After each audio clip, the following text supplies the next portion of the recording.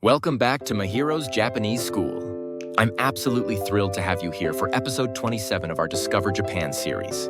Today, we're traveling to Japan's ancient capital, a place where over 1,000 sacred deer roam freely among UNESCO World Heritage Sites, where you can meet a Buddha statue so massive it defies belief, and where Japan's oldest wooden structures still stand after 1,400 years. We're exploring Nara Prefecture.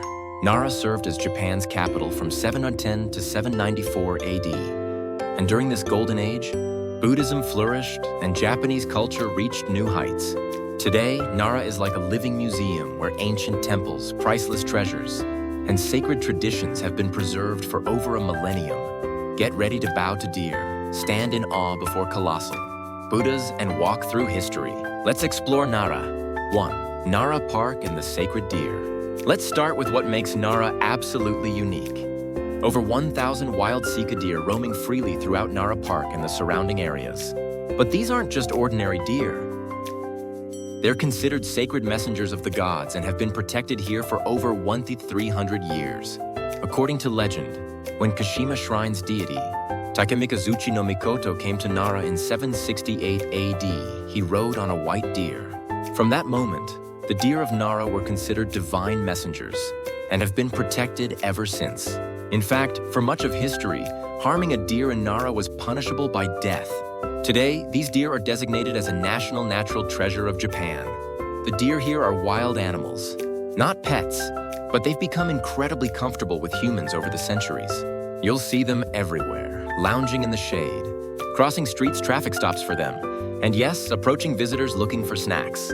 They're absolutely adorable, but it's important to understand how to interact with them properly.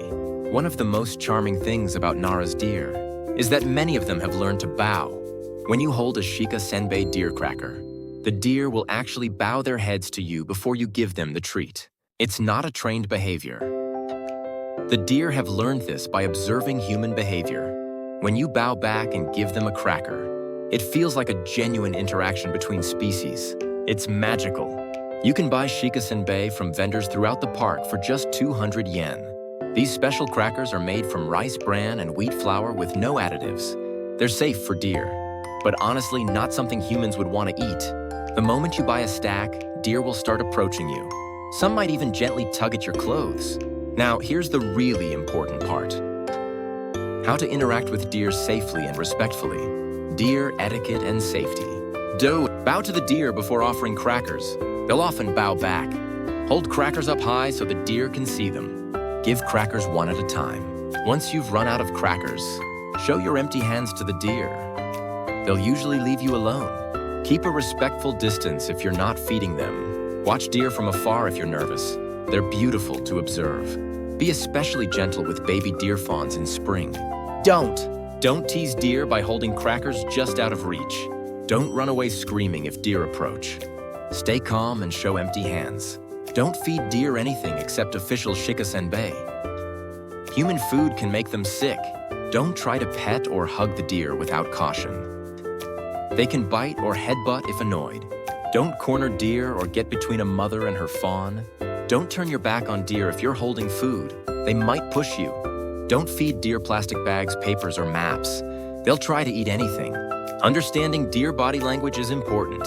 If a deer's ears are back and they're stamping their feet, they're getting impatient or aggressive. Time to give them the cracker or show empty hands. During mating season September-November, male deer can be more aggressive, so be extra cautious. If a deer becomes too pushy, staff members are usually nearby to help. The deer are wonderful year-round. In spring, May, June, you might see adorable spotted fawns staying close to their mothers. In summer, deer shed their antlers, making them look quite different. In autumn, during rutting season, you'll hear male deer making deep bellowing sounds. In winter, deer gather together for warmth, creating beautiful group scenes. Every October, there's a traditional ceremony called Shika no Tsunokiri deer antler cutting, where expert handlers safely cut the antlers of male deer to prevent injuries during mating season. This ceremony has been held for over 300 years and is performed with great reverence, treating the deer with utmost respect as sacred animals. It's a fascinating cultural event that shows the deep relationship between Nara and its deer. Why deer behavior matters. Remember, these are wild animals that have coexisted with humans for centuries.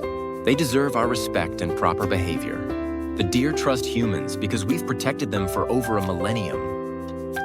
Let's honor that trust by treating them well. Practical tips. Wear clothes you don't mind getting a bit dirty. Deer might lean on you. Secure loose items. Deer might try to eat maps, brochures, or even your shopping bags. Best time to interact early morning or late afternoon, when deer are most active. If you're scared of deer, that's totally okay.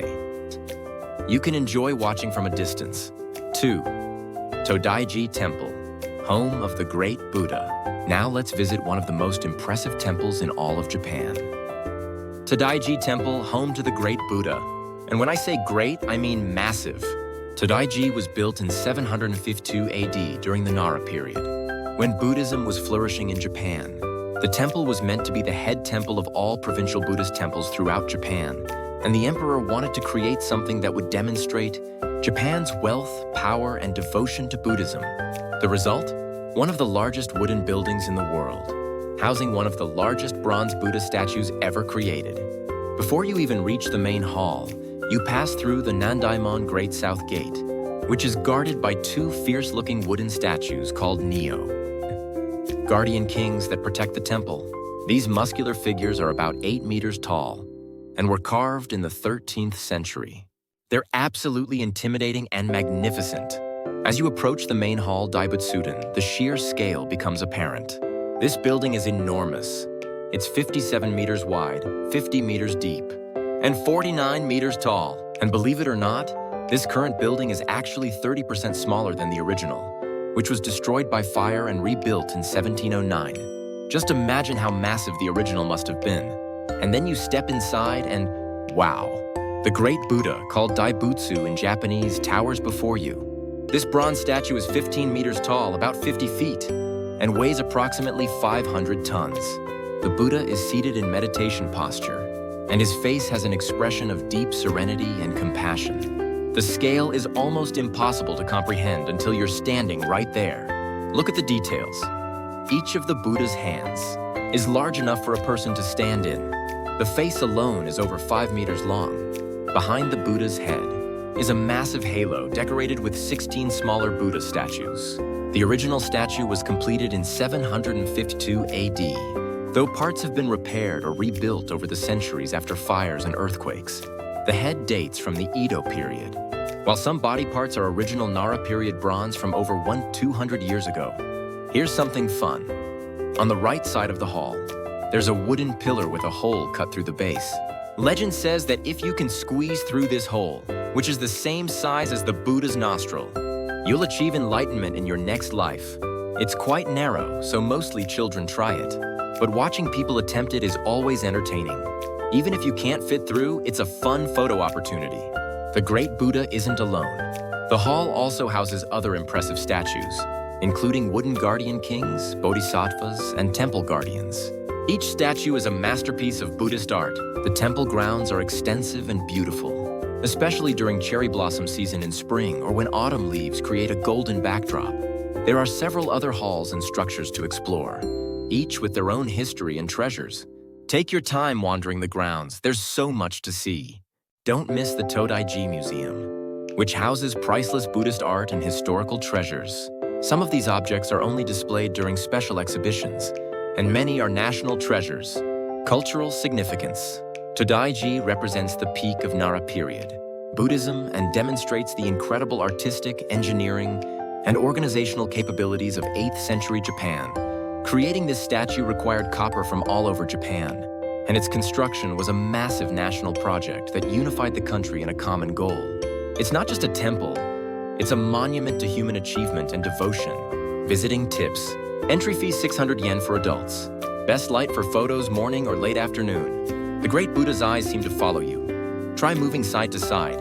Combine with a visit to Nara Park. Deer are everywhere around the temple. Allow at least 1 to 2 hours to fully explore.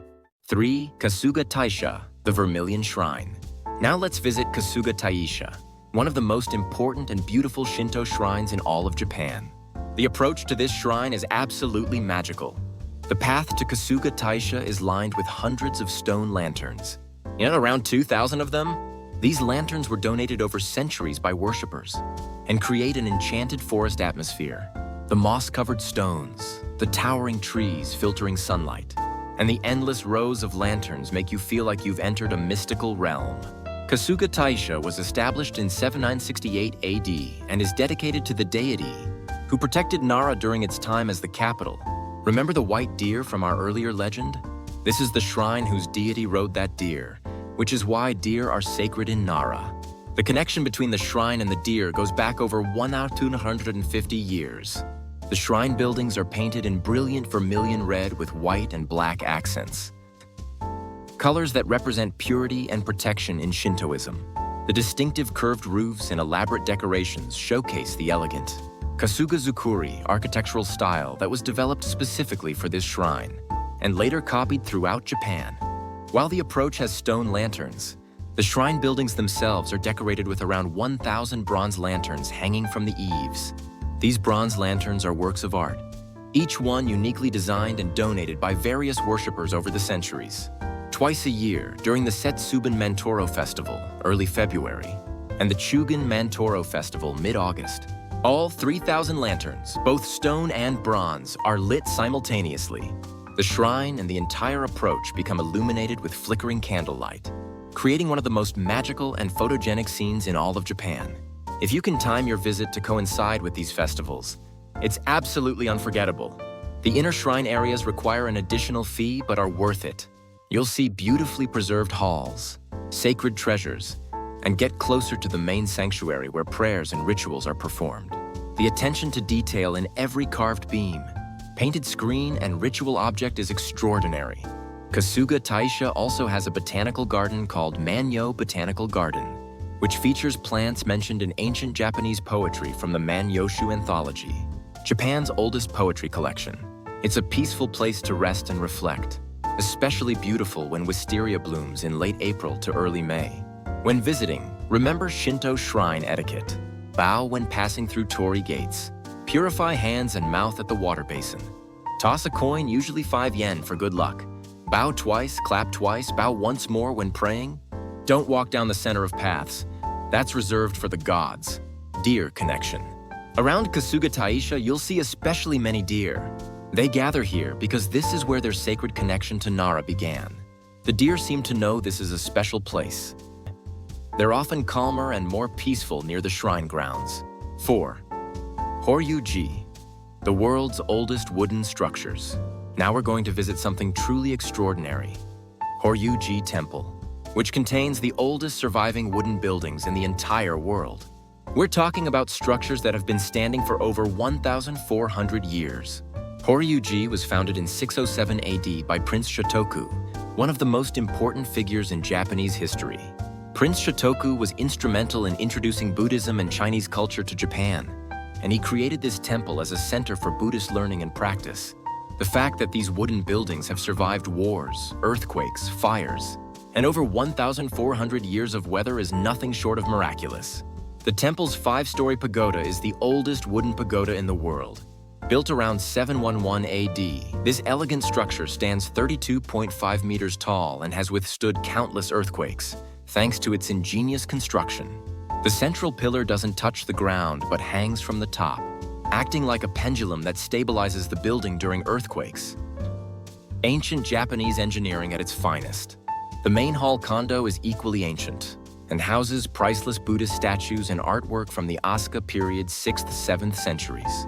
These aren't replicas. These are the actual original statues, created over 2,400 years ago. Standing before them, you're looking at the same objects that Prince Shotoku himself looked at. That connection across time is profound. The architectural style is called Asuka style, which shows strong influence from Chinese and Korean temple architecture, but with distinctly Japanese adaptations. The way the roofs curve, the proportions of the buildings, the placement of pillars. Every detail follows principles that were revolutionary at the time and are still studied by architects today. Horyuji houses an incredible collection of Buddhist art and treasures, many of which are national treasures or important cultural properties. The treasure house Daihozoden displays Many of these items with excellent explanations in English. You'll see bronze statues, elaborate tapestries, painted screens, and ceremonial objects that showcase the artistic achievements of ancient Japan. In the eastern precinct of Horyuji, don't miss the Yumidono Dream Hall, an octagonal building that's said to be where Prince Shotoku meditated and received divine inspiration. Inside is a statue called Guzei Kannon that was hidden from view for centuries and was only revealed to the public in modern times. It's considered one of the most beautiful Buddhist statues in Japan. In 1993, Horyuji became Japan's first UNESCO World Heritage Site, recognized for its outstanding universal value as a masterpiece of wooden architecture and a testament to early Buddhist culture in Japan. Why this matters? Think about it. Most wooden buildings from this era, anywhere in the world, have long since disappeared. That these structures have survived intact is a testament to Japanese craftsmanship, maintenance traditions, and respect for cultural heritage. Walking through Horyuji, you're quite literally walking through 400 years of history. Visiting tips. Located about 30 minutes by train from Nara City. Entry fee 1,500 includes temple grounds and treasure house. Less crowded than Todai-ji, offering a more peaceful experience. Plan 2 to 3 hours to properly explore. English guidebooks and audio guides available. Photography allowed in most areas except inside buildings. 5 other Nara highlights. Nara has so many incredible places that we could spend weeks exploring. Let me quickly show you a few more spots you shouldn't miss. Kofukuji Temple was one of the most powerful temples during the Nara period. Its 5-story pagoda is the second tallest wooden pagoda in Japan and has become a symbol of Nara. The temple's National Treasure Museum houses an incredible collection of Buddhist statuary, including the famous 3-faced, 6-armed Ashura statue. One of the most beloved Buddhist statues in Japan, Yakushi-ji Temple, founded in 680 AD, is famous for its East Pagoda. One of the few remaining original Nara period structures, the pagoda has a unique design with intermediate roofs between each story, creating a distinctive 6-story appearance. The temple also has stunning modern buildings that show how traditional and contemporary architecture can coexist beautifully. Naramachi is Nara's old merchant district, where you can see traditional machiya townhouses, many of which have been converted into cafes, shops, galleries, and museums. Walking these narrow streets gives you a sense of what daily life was like in old Nara. Many shops sell traditional crafts, textiles, and local products, perfect for souvenir shopping. For the best view of Nara, hike up Mount Wakakusa. It's a relatively easy 30-minute climb to the summit, where you'll be rewarded with panoramic views of Nara City, Todai-ji, and the surrounding mountains. Deer graze on the hillside, and it's especially beautiful at sunset.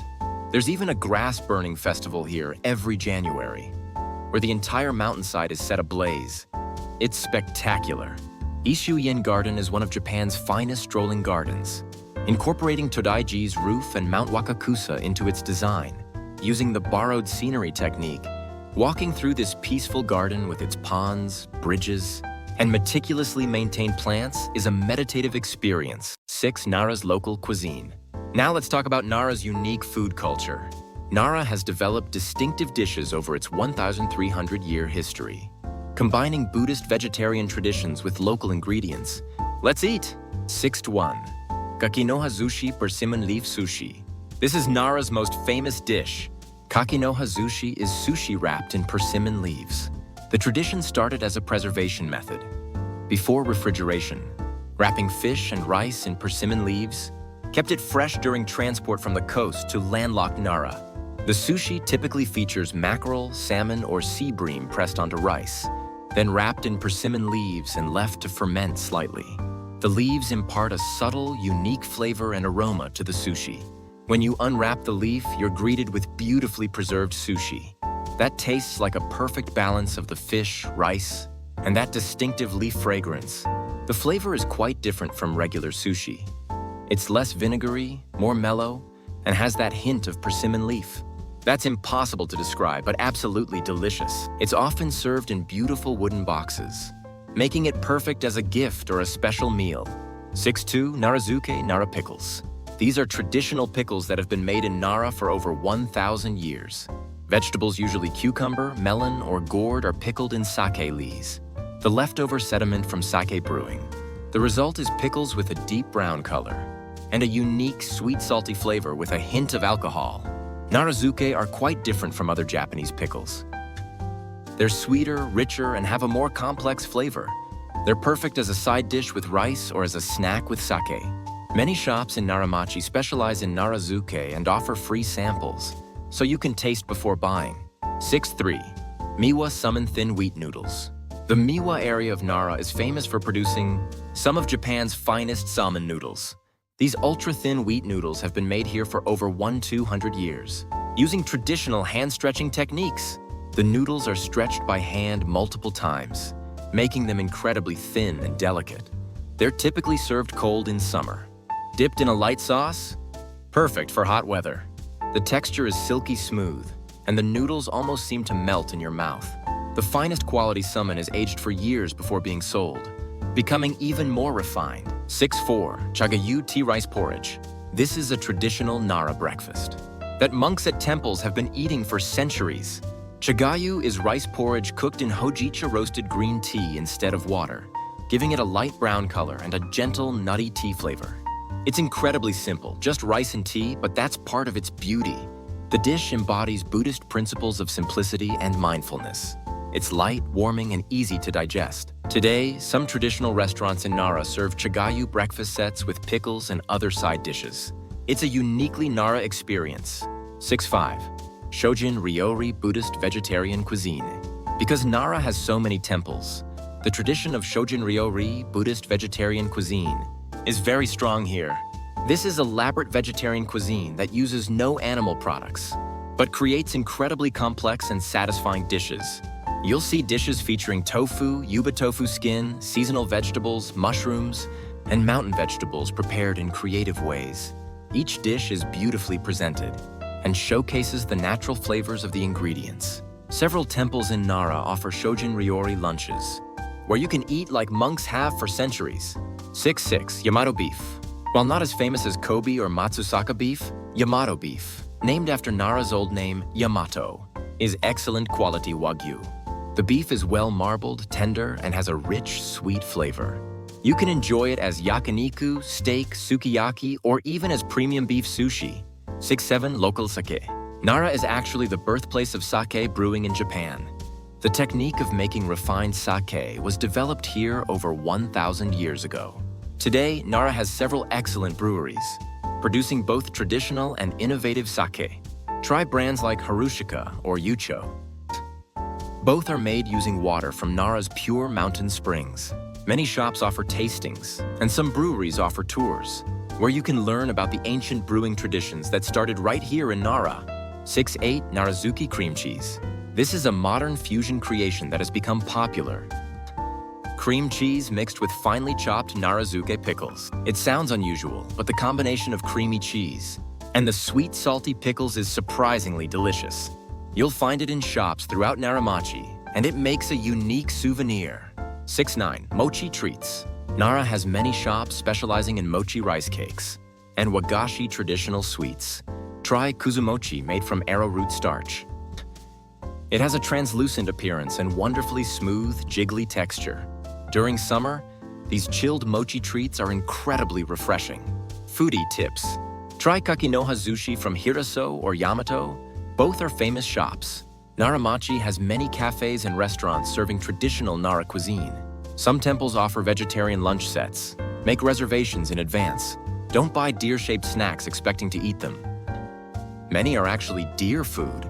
For an authentic experience, try a traditional breakfast at a ryokan featuring chagayu. And there you have it, Nara Prefecture.